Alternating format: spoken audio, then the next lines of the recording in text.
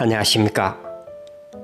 칠순지음 떠나는 세계여행 SHMTV의 비스타송입니다.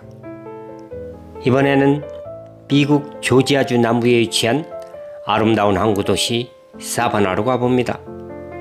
대서양을 통해서 사바나 강으로 아프리카 노예성이 들어오고 면화를 수출하던 당시 최대의 항구 사바나입니다. 지금도 도시 곳곳에는 고풍스럽고 잘 정돈된 옛날 도시 모습 그대로를 감상할 수 있습니다. 그래서 많은 관광객들이 찾고 있는 듯합니다.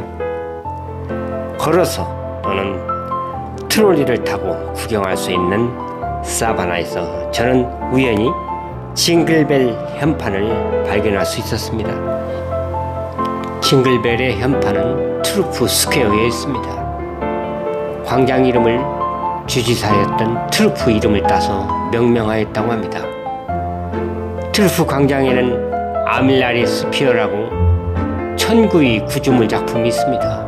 우리나라에서는 혼천이가 있었지요. 징글벨 현판에서 숲 사이로 보이는 황토색 교회는 우리에게는 아주 생소한 유니테리언 교회입니다. 보통 정식 명칭을 유니테리언 유니버셜리스트 처치라고 하는데 우리나라에서는 2단 취급을 받을 만한 종교 다원주의입니다. 반삼위일체의 유일신 교파로서 이성도 중시한다고 합니다. 루마니아, 헝가리 등에서 전파되었다고 하며 미국 역사에서는 영향력이 커서 역대 미국 대통령 중 4명 이상이 바로 이 유니테리언이었다고 합니다. 트루프 스퀘어는 트롤리 관광지도로 보면 포사이스 공원 바로 위 우측에 있습니다. 영어 알파벳 R자 지역에 비교적 작고 조용한 광장입니다. 사바나는 미국이 영국으로부터 독립하기 이전인 1733년에 영국의 제임스 오글소프 장군이 이민자들과 함께 세운 조지아주 첫 번째 계획도시라고 합니다. 특히 광장이 총 24개인데 그 중에 이곳이 바로 그 오글소프 스퀘어입니다. 그런데 정작 오글소프 동상은 치페와 스퀘어에 있습니다. 그러면 다시 현판 속의 징글벨 이야기로 들어가 보겠습니다. 징글벨을 작곡한 제임스 피어폰트는 1822년 존 피어폰트의 아들로 태어났습니다. 예일대 출신의 시인이면서 목사인 존 피어폰트는 1850년대에 오글소프 스퀘어에 위치했던 유니테리언 교회의 목사였고 아들인 징글벨 작곡가 제임스 피어폰트는 이 교회의 음악 감독, 올간 연주자였다고 합니다. JP 모건 체이스 설립자인 존 피어폰트 모건이 제임스 피어폰트의 조카입니다. JP 모건의 어머니가 존 피어폰트의 딸이었고 모건은 태어날 때부터 금수저인 명문가 아들이었는데 그 모건은 피어폰트라는 이름으로 불려지기를 좋아했다고 합니다. 그러니까 징글벨 작곡가인 피어폰트가 모건의 외삼촌이 되겠네요. 징글벨은 1857년에 발표되었는데 그는 그 해에 사바나 시장의 딸인 엘리자 제인 펄스와 결혼하였고 남북전쟁 시에 남군 기병연대에 복무하기도 하였습니다. 그는 1893년에 사망하였습니다. 징글벨은 원래 크리스마스를 위한 노래가 아니었다고 합니다. 발표 당시에 노래 제목은 말 한 마리가 끄는 마차썰매라고 합니다. 원래 추수감사절에 맞춘 노래였는데 보스턴 워싱턴 스트리트에 선보인 후에 크리스마스 노래로 이름을 날리고 자리잡게 되었습니다.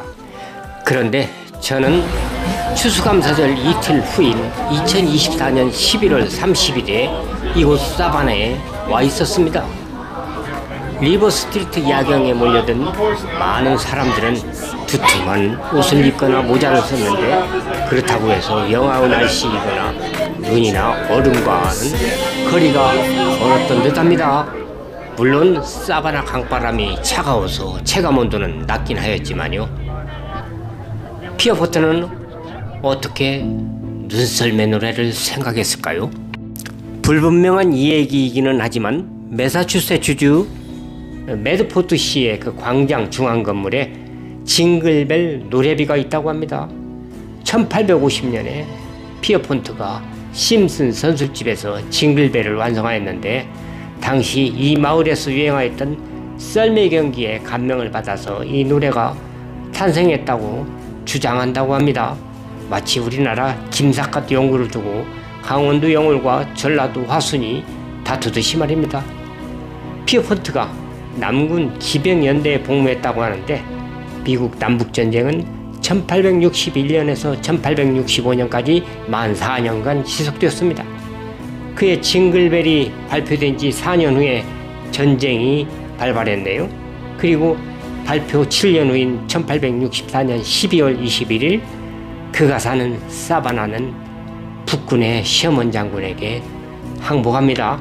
1864년 12월 20일 사바나를 방어하던 남군은 도시를 포기하고 사우스캐롤라이나로 후퇴합니다. 그리고 그 이튿날 사바나 시장은 시민의 생명과 재산의 보호를 조건으로 해서 항복을 하고 시어머니는 그 조건을 수락하고서 거의 무혈 입성하게 됩니다. 만일 남군이 후퇴하지 않고 방어전을 펼쳤다면 사바나는 애틀란타나 다른 도시들처럼 철저히 무참히 파괴되었을 것입니다. 왜냐하면 시어머니의 북군은 이미 대서양 쪽에 맥앨리스터 요새를 함락시키고 대서양을 통해서 전쟁 물자와 공성포 등을 확보하였으며 사바나의 육지와 바다, 강을 포위하고서 전면 봉쇄하고 있는 상황이었기 때문입니다. 여기에 북군의 적대감과 복수심까지 더해진다면 사바나 도시는 더욱 참하게 파괴되었을 것입니다. 시어머니는 남부지역의 초토화를 통해서 남군의 전쟁 수행 의지와 능력을 완전 괴멸시키려는 그런 전술을 펼치면서 바다로 행진을 해왔기 때문입니다. 시어머니의 북군도 이 아름답고 멋진 도시를 파괴하고 싶지는 않았던 듯 싶습니다. 시어머니는 링컨에게 사바나를 크리스마스 선물로 드립니다 라는 승전부와 함께 면화 2,400베일을 워싱턴으로 보냅니다. 1베일이 약 221kg이니까 면화 2,400베일이면 도대체 마차로 얼마큼 실어날라야 할까요? 시어머니 링컨에게 선물로 바친 사바나로 인해서 남부인의 그의 겨울 크리스마스는 얼마나 황량하고 두려웠을까요? 시어머니는 메디슨 스퀘어 옆 그린 멜드린 하우스에서 6주간 거주하게 됩니다. 시어머니 장군의 거처가 있는 곳이 사령부가 되겠군요. 예, 바로 옆 공터에 헤드쿼터 사령부라는 편말이 있습니다. 시어머니는 그린 멜드린 하우스에서 특별 현장 명령 제15호를 발령합니다. 시어머니의 바다로 행진, 즉 아틀란타에서 사바나까지의 커다란 전쟁 캠페인은 이로써 종결됩니다. 그런 후에 시어머니는 사우스캐롤라이나, 노스캐롤라이나의 속사를 뒤집으면서 남군 지역을 무풍지대처럼 종횡무진으로 점령해 나갑니다. 피어폰트는 1893년 사망하고 로렐 그로브 묘지에 묻힙니다. 그는 떠났어도 피어폰트의 징글벨 역사는 트루프 스퀘어의 현판에 남아있고 그의 노래는 크리스마스에 없어서는 안 될 가장 사랑받는 전설이 되었습니다. 지금까지 징글벨로 시작된 사바나 얘기를 엮어봤습니다. 미흡하고 다소 부정확한 얘기도 있을 수 있지만 시청해주신 여러분 대단히 감사합니다.